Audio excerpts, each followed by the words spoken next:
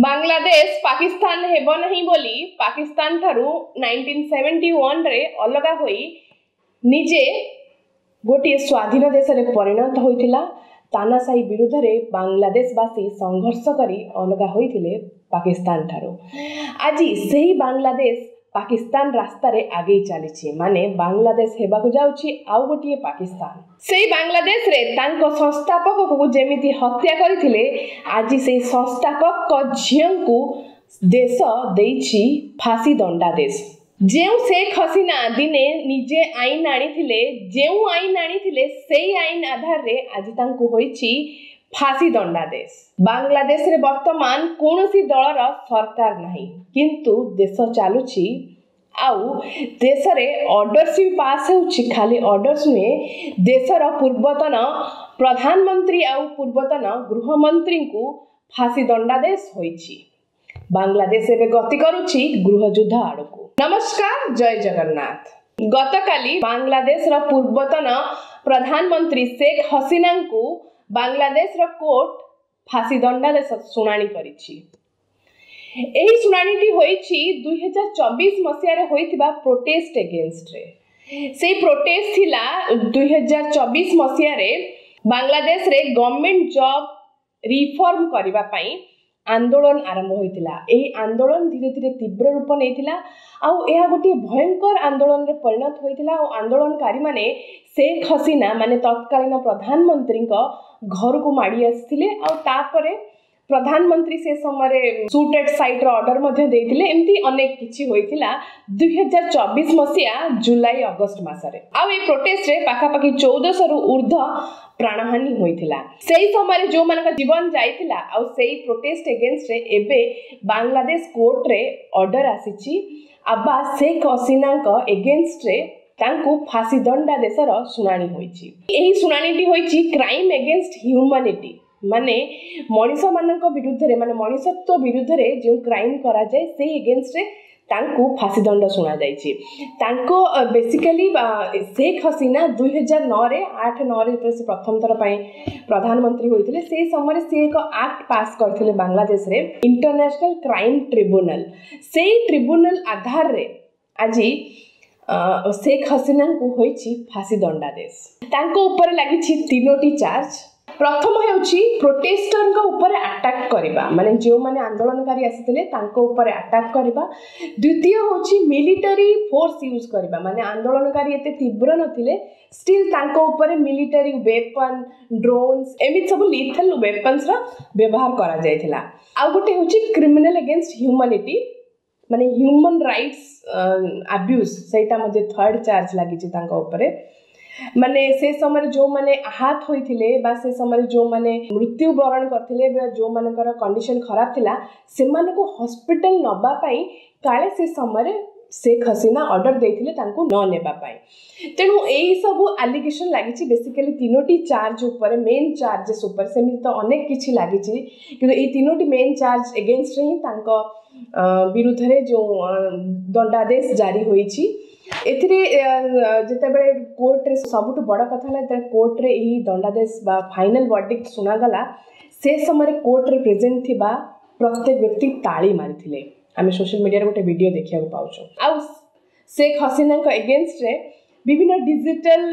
Proofs मध्य present होइथिला court रे। साक्षी आई witness आ जो माने पीड़ित थिले से समय जो माने सर्वाइवल्स थिले से समय जो माने एक्चुअली सर्वाइव करथिले प्रोटेस्ट रे से माने मध्य गवाह देथिले बा से माने साक्षी होइथिले कोर्ट रे। तेनु ए सब आधार रे तांको अगेंस्ट रे वर्तमान फांसी दंडादेश शुणा जाइछि। वर्तमान मु एठी कहि रखुछि आपण माने जानि थिबे जेबेठु शेख हसीना गादीच्युत हेलेनी बांग्लादेश रे आपण माने मीडिया रे देखिथिबे कि शेख इनूस मोहम्मद इनूस होचंती बांग्लादेश रो पीएम किंतु तांको कोनोसी गणतंत्र द्वारा चूज करा जाय नै। से मन को पीएम होई जाइछंती आउ से मन को मध्य ए पर्यंत बांग्लादेश रे इलेक्शन होई नै। 2026 रे सुना जाउछि इलेक्शन हबो किंतु से तांकर मन को माने तांको इच्छा अनुसार से नोबेल प्राइज मध्य पाइथिले।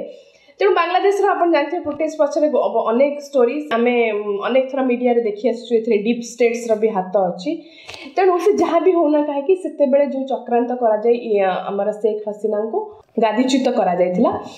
समय जो प्रोटेस्ट होता से समय निजक बचेवाई शेख हसीना आसी शरणाधीश होते भारत में एवं शेख हसीना भारत में प्रेजेंट अच्छा तेणु वर्तमान शेख हसीना भारत में अच्छा केस लड़िला किए कोर्ट रे से यूएन यूएन जिते बड़े बांग्लादेश रे जीवन जाइथिला 1400 जनक से समय केस को यूएन बहुत निंदा करथिला एई सब रिपोर्ट को प्रेजेंट करथिले कोर्ट रे हमर विरोधी दल माने किंतु से यूएन वर्तमान हमर शेख हसीना जो वर्डिक्ट आसी निंदा करा जायछि कहीं से जन प्रेजेंट नहांती शेख हसीना से स्थिति रे नहांती तांको पई से किछि पॉइंट्स रखी ना एठी एक तरफा केस होइछि और एक तरफा वर्डिक्ट सुना जाइछि वकील देइछि किए वकील देइछि मोहम्मद यूनुस माने एठी गोटे जिनस देखंतु जे तांको विरुद्ध रे केस करूछि से ही तांको पई वकील देइछि और से वकील फाइट करछंती शेख हसीना तेणु एगेन्स्ट शेख हसीना जी से समय गृहमंत्री थिले असजमा खान कमाल तांकु मध्य फांसी दंडादेश होइछि आउ शेख हसीना एने तांकर बयान मध्य रखिछंती जेतेबेले ए वर्डिक्ट आसीछि से तांकर पक्ष किछि रखि नाहंती किंतु से तांकर गोटे ऑडियो मेसेज रे बयान रखिछंती छोट गोटे ऑडियो मेसेज देछन आल्लाहकर जीवन से देशवासी पई सेवा करिवे एम्ति कहि कि से तांकर गोटे छोट मेसेज पास करछंती आ एइमे वर्तमान शेख हसीना खाली को वर्डिक्ट पास है गवर्नमेंट जो हमर कोर्ट जो वर्डिक्ट पास करछि एथि दुईटी शेख हसीना पाखे रास्ता अच्छी प्रथम रास्ता हूँ कोर्ट 30 दिन समय माने 17 नवेम्बर 17 डिसेम्बर से समय भितर से जाकि बांग्लादेश में सरेंडर करेंगे पाखे उपाय बचो से भारत को रिक्वेस्ट करेंगे कि आम मत कौन भी परिस्थिति बांग्लादेश हवाला माने बांग्लादेश को समर्पण कर न दि जाऊ तेणु भारत ये नहीं पक्ष रखी आम जो वर्डिक्ट आम नजर रखीचु जोटा बांग्लादेश लोक मान जोटा ठीक हम से एगेन्स्ट ही आम डिसीजन रहा क्लीयर यहाँ आम जो मीडिया देखा पाँच दिस इज क्लीयर भारत सरकार आमर शेख हसीना को केबे बांग्लादेश पठाइब ना कहीं जड़े शरणार्थी जिते जड़े आसी शरण मागी आम भारत पाखरे भारत केबे पुणी थे समर्पण करदेव ना सेम केस होता चाइना सहित जो युद्ध होता दलाई लामा जितेबले आसी शरण पशिले भारत में से समय भी यही परिस्थिति सामना करने को पड़ता भारत को भारत से समय भी दलाई लामा को समर्पण कर भारत तार से पक्ष रखिब जोटा मीडिया रे आलोचना होउची बुद्धिजीवी माने कहउचंती आम माने प्रत्येक दिन न्यूज देखुचंती केबे भी भारत तार शरणार्थी को बांग्लादेश हाथ में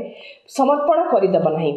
तेणु बर्तमान भारत डिप्लोमेटिक कौन डिसीजन नब से देखार अच्छी कहीं बांग्लादेश गोटे फॉर्मल नोटिस आसी से नोटिस जवाब भारत कही आमर नजर अच्छी आम जोटा पीपल ऑफ बांग्लादेश जोटा भल हम बांग्लादेश जनता से एक्शनटा आम नबू ये जो केस होपर कौन हो बांग्लादेश परिस्थिति बर्तमान आम किसी दिन हम लास्ट सप्ताह 15 दिन हम बांग्लादेश रे माहौल ठीक ना विभिन्न आड़ू न्यूज आसूची कि बांग्लादेश रे वर्तमान गृह युद्धर माहौल किछि जेतेबेले आमर मोहम्मद यूनुस को सरकार उपरे सेठी आमर शेख हसीना जो पार्टी रही आवामी लीग सी कंटिन्यूअसली आमर यूनुस गवर्नमेंट उपरे बार बार स्वर उत्तोलन कर आसुची तेणु से ऑलरेडी आवामी लीग अनेक नेता मानू थ्रेट कर आसुचंती अनेक नेता मान जीवन जाई साराणी जोटा मीडिया रे आसुची आपण माने देखुथिबे बांग्लादेश तो हिंदू मान स्थान ना से तो गोटे अलग न्यूज किंतु या सत्वे बांग्लादेश रे आमर जो रही पार्टी शेख हसीना पार्टी से पार्टी कार्यकर्ता मान वर्तमान बांग्लादेश रहा बहुत डिफिकल्ट है तेणु से एगेन्स्ट प्रोटेस्ट कर शेख हसीना को रिटर्न आना जाऊ शेख हसीना को वापस करा जाऊ आउ थे इलेक्शन हेले आम नुआ सरकार पाइबू गणतंत्र चयन करथिबा सरकार आमे बांग्लादेश देखिया चाहछन स्पेशली बांग्लादेश वासींगर एटा डिमांड किंतु इनुस एठी एक तरफा शासन करूछंती बांग्लादेश रे तेणु बांग्लादेश वर्तमान सरकार विहीन शासन चली जी शासन गादी में बस राजगादी में बस निज मन को बस कौन बांग्लादेश जनता भोट कर बसई ना तेणु बांग्लादेश में वर्तमान जो परिस्थिति अच्छी आमर वर्डिक्ट आसला आमर एपटे अपोजिशन जो आमर रहिले आवामी जो लीग अच्छी आमर आवामी लीग जो पार्टी अच्छी ता एगेंस्ट रे शेख हसीना का एगेंस्ट रे बीएनपी पार्टी रही मोहम्मद यूनुस कर जो सपोर्टर्स माने ए वर्डिक्ट को सपोर्ट करी से माने मध्य राजरास्ता को ओल्लैचंती से माने शेख हसीना बापा मुजीबुर रहमान कर घर को मध्य भांगी देइछंती तांको घर ऊपर आक्रमण मध्य करचंती तेणु बांग्लादेश रे परिस्थिति वर्तमान गृहयुद्ध आड़ को जाउछि बांग्लादेश रे पुणी जेमिति 2024 रो होइतला पुणी हुए तो आउ गोटे गृहयुद्ध होई पारे बांग्लादेश या ऊपर ग्लोबल मीडिया मतलब बांग्लादेश रे एमति रे इन्वेस्ट तो चाहुनांती इंडियन मीडिया बांग्लादेश ऊपर न्यूज करंतु शेख हसीना को जो मेसेज आछि इंडियन मीडिया देखौछि सेटा को मध्य इन्वेस्ट विरोध करिसंती किंतु एमती global media global international media रे यूएन रे मध्य यहाँ एक चर्चार विषय होइछि बांग्लादेश रे जो सीन रही तेणु देखा जाऊ बांग्लादेश परिस्थिति कुआड़े जाउछि गृहयुद्ध आड़ तो डेफिनेटली जाउछि आउ बुद्धिजीवी मानकर कहवा कथा बांग्लादेश रे जहाँ भी हेले आगामी मासे बा 2 मास भितर गृहयुद्ध हवा थय तेणु देखा जाऊ बांग्लादेश परिस्थिति कुआड़े जाउछि जदि आपको वीडियोटी भल लगी तेरे वीडियोटी को लाइक करेंगे शेयर करेंगे और चैनल को सब्सक्राइब करेंगे। नमस्कार, जय जगन्नाथ।